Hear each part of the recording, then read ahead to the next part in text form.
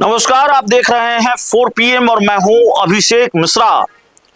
देखिए, हम आरसीपी सिंह की बात, पूर्व केंद्रीय मंत्री और जेडीयू के पूर्व राष्ट्रीय अध्यक्ष आरसीपी सिंह की बात लगातार कर रहे हैं।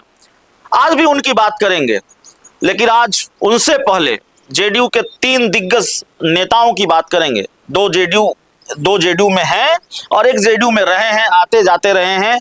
और ये जो बाकी के 2 नेता हैं, ये भी कभी जेडीयू से बाहर गए हैं, फिर जेडीयू में शामिल हुए हैं।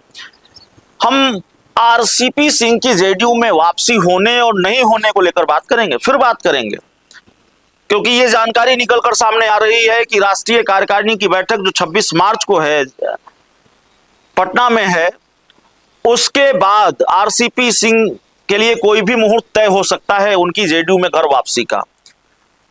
ललन सिंह जो केंद्रीय मंत्री हैं, उन्होंने नो एंट्री का बोर्ड दिखा दिया है, लेकिन बावजूद इसके आरसीपी सिंह की घर वापसी तय मानी जा रही है। कहा यह जा रहा है कि ललन सिंह को मनाया जाएगा, कोई बीच का रास्ता निकाला जाएगा, लेकिन आरसीपी सिंह जनता दल यूनाइटेड में घर वापसी कर रहे हैं। और इसके इन संकेतों को मजबूत किया है खुद आरसीपी सिंह ने भी। वो भी उस चूड़ा दही भोज में शामिल होने पहुंचे थे जिसमें नीतीश कुमार शामिल हुए। उनसे पूछा गया कि जेडीयू में घर वापसी करेंगे, तो उन्होंने कहा कि आगे आगे देखिए होता है क्या। उन्होंने इस बात को खारिज नहीं किया। अब हम इन 3 नेताओं की बात क्यों करेंगे, ललन सिंह की बात पहले कर लेते हैं। दरअसल नीतीश कुमार को छोड़ने वाले लोगों ने जेडीयू में घर वापसी की है और बड़े चेहरों ने घर वापसी की है। और हमेशा नीतीश कुमार ने दुश्मनी और कड़वाहट बुलाई है अपने उन नेताओं के साथ जो कभी उनके करीबी रहे और बाद में उनको छोड़कर चले गए, और उन पर हमला भी किया, उन पर निशाना भी साधा। ललन सिंह ही थे जो जनता दल यूनाइटेड को छोड़कर कांग्रेस में चले गए थे, और उनका एक बयान बड़ा वायरल होता है, अक्सर सोशल मीडिया पर वो दिख जाता है।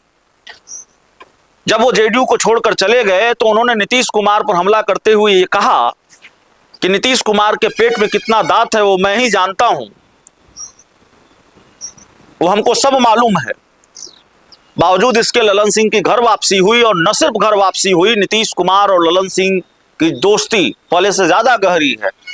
ललन सिंह केंद्रीय मंत्री हैं, जेडीयू के सर्वोच्च पद पर रहे हैं, जेडीयू के राष्ट्रीय अध्यक्ष रहे हैं।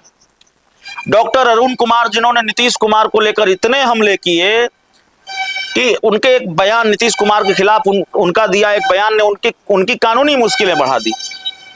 इतना बड़ा हमला उन्होंने नीतीश कुमार पर किया, और नीतीश कुमार पर हमले का एक भी मौका नहीं छोड़ा पूर्व सांसद डॉक्टर अरुण कुमार ने। आज वो भी जनता दल यूनाइटेड में है।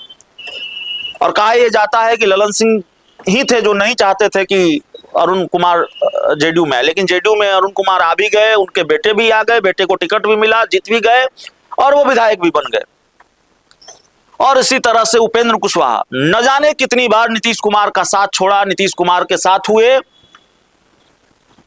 और फिर ऐसे कई नाम हैं, भगवान सिंह कुशवाहा का नाम है, मनजीत सिंह का भी नाम है, कई नाम आप ले सकते हैं।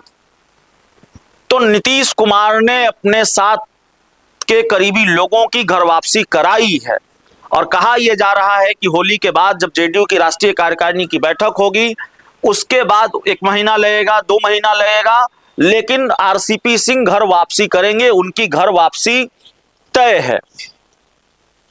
और आपने देखा कि जनता दल यूनाइटेड के दफ्तर के बाहर किस तरह से पोस्टर लगे थे।